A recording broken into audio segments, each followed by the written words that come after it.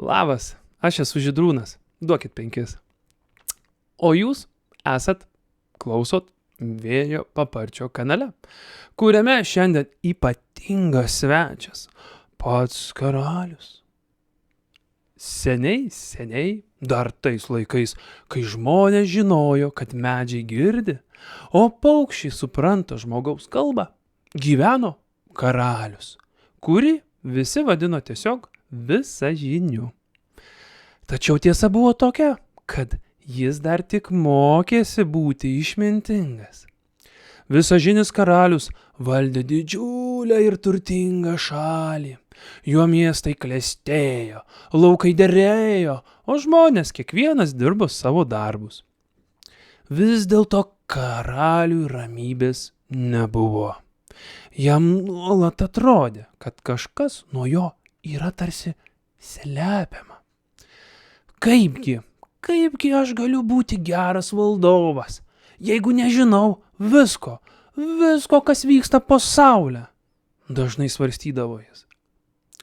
Todėl valdovas turėjo daugybę tarnų, pasiuntinių ir netgi šnipų. Vienas klausydavosi turguje, ką žmonės kalba, kitas klausydavosi smuklėse, trečias prie miesto vartų ir visi privalėjo pranešti karaliui net menkiausią gandą. Tačiau, kuo daugiau žinių karalius gaudavo, tuo labiau jam ten viskas susipainiodavo. Mat, vienas sakydavo vienaip, kitas sakydavo kitaip, o tikroji tiesa, atrodo, slydo jam iš rankų kaip vanduo. Kartą karalių pasiekė žinia, kad iš iždo dingsta pinigai. Nedaug, ne iš karto, bet po truputį. Karalius tada įniršo: mano paties rūmuose, po mano nosim vagys, sušuko jisai. Sargai, suraskite vagį, kitaip niekada nebūsime saugus. Savo sargai saugojo pinigų iždo duris dieną ir naktį ir dieną, o tarnai kruopščiai tikrino skrynias, bet vagis vis likdavo nepastebėtas. Praėjo savaitė, paskui dar viena. Karalius vis mažiau miegojo ir vis labiau pergyveno dėl savo išminties. Jam ėmė atrodyti, kad visi aplinkui meluoja, kad nori jį išduoti, apkalbinėti, rezga sąmokslus, o galbūt, dievai, nori pasisavinti karaliaus sostą. Vieną vakarą, kaip visada negalėdamas gerai užmigti, jis išėjo pasivaikščioti į karališkai nuostabaus grožio sodą. Ten buvo tylu, tik vėjas šiureno lapus, o ant senos liepos šakos tupėjo 2 varnos.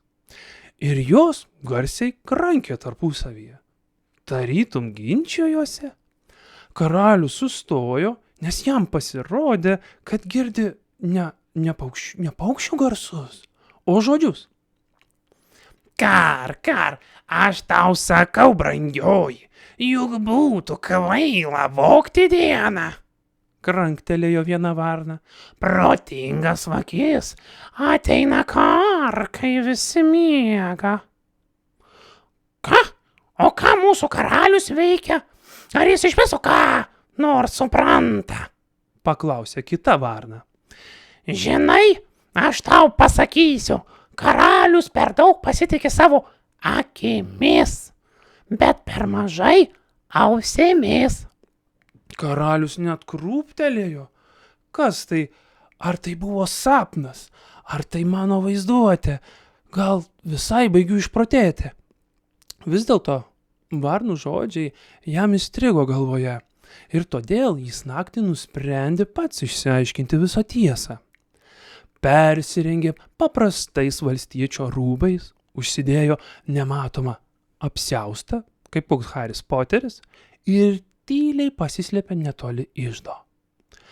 Laikas tą naktį slinko lėtai, o laikrodžio dūžiai skambėjo lyg širdies plakimas. Kai pilis nugrimzdo į miegą, pasigirdo tylų žingsniai. Iš šešėlių išniro žmogus, jis atsargiai apsidairė, išsitraukė raktą, atsirakino duris taip lengvai, lyg būtų tai daręs 100 kartų.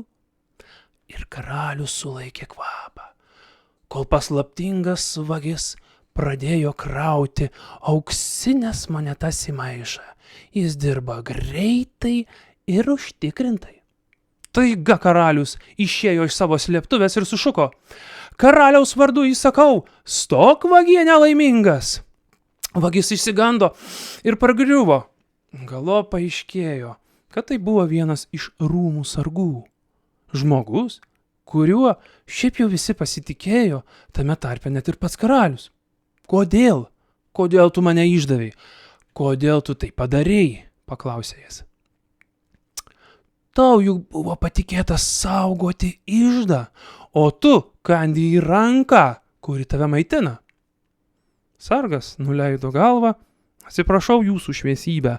Na, aš pamaniau, kad tikrai niekas nepastebės, juk čia tiek daug aukso, prisipažino jis. Ir dar, aš pastebėjau, kad jūsų rūmuose visi žiūri, bet tarsi niekas nieko nemato. Šie žodžiai smogė karaliui stipriau nei pati išdavystė. Jis suprato, kad gyveno panašiai, žiūrėjo į žmones iš tolo, norėjo viską žinoti, bet jų niekada iš tikrųjų taip ir neklausė. Kitą rytą karalius sušaukė karališką į teismą. Sargas vagis, suprantama, buvo teisėtai ir teisingai nubaustas, bet karalius nebeatrodė toks piktas ir besiblaškantis kaip anksčiau. O dangau įvyko tarsi kažkoks stebuklas, nes nuo tos dienos jis pradėjo keistis. Karalius vis dažniau išeidavo į miestą be palydos, pats kalbėdavosi su kepėjais, ne per kažkokius tarpininkus, pats klausydavosi piemenų dainų ir stebėdavo vaikus, žaidžiančius aikštėje. Matyti suprato, kad tikroji išmintis slypi ne tik rūmų sienose. O žinot ką? Kitą kartą jis vėl išgirdo ir varnų krankimą. Šį kartą jam pasirodė, kad jos lygtais ir juokėsi. Matai, tarė viena, mūsų šaunusis karalius pagaliau išmoko pamoką. Jog tas, kuris klausosi, žino daugiau už tą, kuris įsakinėja. Aha, išmoko. O tai šaunuolis. Klausyk, tu geriau man papasakok, tiksliau parodyk, kurioj vietoj vakar radai tuos blizgučius ant kelio. Man irgi reikia, žinai, jų. Aš juk taip mėgstu puoštis. O rytoj dar penktadienis. Negaliu visai nušiurusiam plunksnom savaitgalį į miestą išskristi. Keliaujam.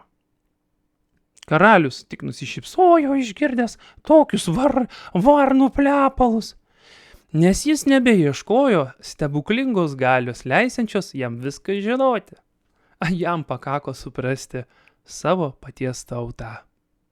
Na, ir dar tas 2 vardas. Čia, čia, čia, čia, čia,